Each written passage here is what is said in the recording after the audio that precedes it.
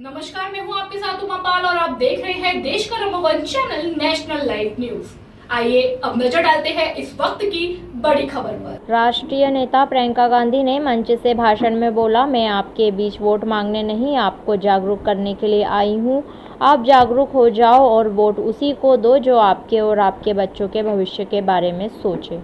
इंदिरा से जमुना और अब प्रियंका, ये सिलसिला कुछ से कांग्रेस का रहा है और आगे भी रहेगा। कुक्षी में अपार जनसमूह ने प्रियंका गांधी के साथ लगाया नारा, अब की बार हनी 80 पार। कुक्षी वैसे भी कांग्रेस का गढ़ मानी जाने वाली विधानसभा सीट रही है। यहां से कीर्तिमान बनाकर जीत हासिल करने वाले वर्तमान विधायक और दोबारा से कांग्रेसी प्रत्याशी सुरेंद्र सिंह हनी बघेल के समर्थन में कांग्रेस की राष्ट्रीय महासचिव प्रियंका गांधी वाड्रा ने आज पूरे विधानसभा क्षेत्र से आए 1000 की संख्या में जनसमूह को कांग्रेस में कर दिया और मिलकर मंच से अब की बार हनी 80 पार का नारा बुलंद किया। अपने तय वक्त से लगभग 1 घंटा देर से पधारी प्रियंका के मानवदर्शन करने भर के लिए अपार जन सैलाब उमड़ पड़ा था। जब प्रियंका ने अपनी बात शुरू की तो लगातार 50 मिनट के करीब के भाषण को जनता ने न सिर्फ सुना बल्कि बीच बीच में दोहराया भी। प्रियंका ने कुछ से अपनी स्वर्गीय दादी की यादों को तोड़ते हुए और कुक्षी की दबंग नेत्री रही स्वर्गीय जमुना देवी को याद किया और कहा कि अब कुक्षी में उसी भूमिका को प्रियंका गांधी भी आगे आपके लाडले विधायक और बेटे हनी बघेल से निभाने का वादा करती हूँ। हनी बघेल सिर्फ शिक्षित ही नहीं बल्कि योग्य उम्मीदवार भी हैं और आपके अपने विधानसभा के निवासी भी हैं। कोई बाहरी इनके इस व्यक्तित्व को छू भी नहीं पाएगा। दोस्तों, भाइयों बहनों, आपने 64,000 से ज़्यादा से इन्हें जिताया तो ये मंत्री बने। अब 80,000 से पार करो ताकि दोबारा हमारी सरकार में आपका लाडला विधायक मंत्री रहे और पूरे जोश के साथ आपकी और इस पूरी विधानसभा की सेवा कर सके। प्रियंका ने कहा कि हम जो कहते हैं वो करते हैं, कर रहे हैं।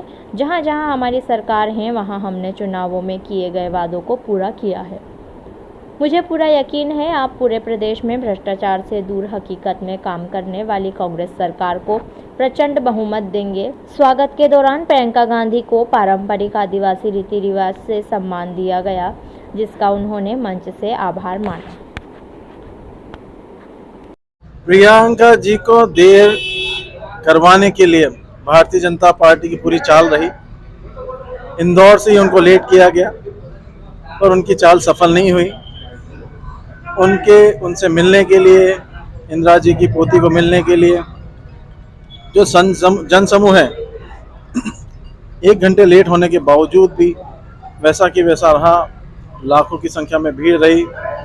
उन्होंने अपनी बात लोगों के बीच में रखी और लोगों ने एक छवि इंदिरा जी की उनमें देखी है। यह बड़ा ऐतिहासिक पल है कुक्षी के लिए। क्या लगता है इस बार 80 पार होगा? अब आप बताइए। 80,000 की पब्लिक है और 2-2 वोट भी आते तो 80,000 पार तो हो ही गए। आपकी जो बड़ी बड़ी समस्याएं हैं वो क्या है? सबसे पहले तो भयंकर बेरोजगारी है। आज सिर्फ प्रदेश में नहीं लेकिन देश में इतनी बेरोजगारी है कि 45 सालों से इतनी बेरोजगारी पूरे देश में नहीं रही है। तो सबसे पहले आपको ये समझना है कि जो आपकी सबसे बड़ी समस्याएं हैं, मैं सोचती हूँ वो बेरोजगारी और महंगाई है। सही बोल रही हूँ? महंगाई है समस्या बड़ी, बेरोजगारी है। तो मैं चाहती हूँ कि थोड़ी चर्चा में इन दो समस्याओं के बारे में करूँ। तो बेरोजगारी की मैंने बात की। अब आप अपने प्रदेश में अगर देखेंगे तो तमाम सरकारी पद खाली पड़े हुए हैं। चाहे स्वास्थ्य व्यवस्था में देखें आप तो हर स्तर पर, मतलब हर स्तर पर 90% से ज्यादा पद खाली पड़े हैं। अब आप सबने हाथ उठाया कि पढ़े लिखे हो, रोजगार के लायक हो, तो ये पद खाली क्यों पड़े हैं? ये सवाल उठाना जरूरी है कि सरकारी पद इतने खाली हैं, कहीं 90%, कहीं 80%, कहीं 75%। तो आज तक जब 18 सालों से भाजपा की सरकार चल रही है तो ये पद भरे क्यों नहीं गए? सबसे पहला सवाल तो ये है।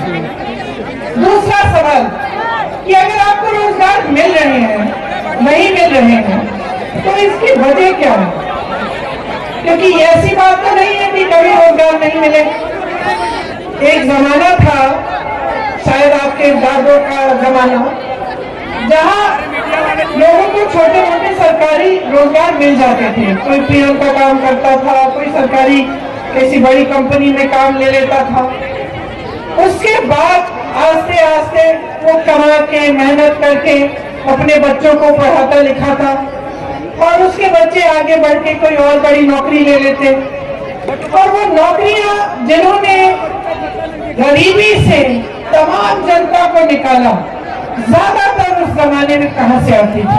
अगर आप सोचेंगे तो आपको पता चलेगा, गंभीरता से देखेंगे तो आपको पता चलेगा कि ज्यादातर जो सरकारी बड़ी बड़ी कंपनियां होती थी, उनमें से नौकरियां निकल आती थी। उस समय जो बड़े बड़े उद्योगपति थे, उनके नाम सब जानते होंगे, टाटा, बिरला। उस समय की बात अगर आप सोचें तो चाहे गठबंधन से लेके गाड़ियों, साइकिल, ऐसी चीजें जिनको आप हर रोज इस्तेमाल करते हैं, इन्हें वैसे बड़े बड़े उद्योगपति बनाते थे। तो आपको मालूम था कि चलो ये बड़े उद्योगपति हैं, ये काम करते हैं कि ये चीजें बनाते हैं और इससे हमें भी रोजगार मिल रहा है। तो आपको ऐसी फैक्ट्री से, ऐसी कंपनियों से रोजगार मिलता था। तो या तो बड़ी बड़ी सरकारी कंपनियां थी, या अगर निजी उद्योगपतियों की थी तो वो चीजों को बनाने का काम करते थे, जिनको आप जहाँ पे लेबर की जरूरत होती थी तो आप लोगों को वहां पे भी अपनी मेहनत के बल पर नौकरियां मिल जाती। तो आज क्या हो रहा है? आज आप बड़े बड़े उद्योगपतियों के नाम जानते हैं कि नहीं? बताइए, कौन है सबसे बड़े उद्योगपति देश के? अदानी जी। और कोई बता सकता है मुझे कि क्या बनाते हैं? क्या बनाते हैं?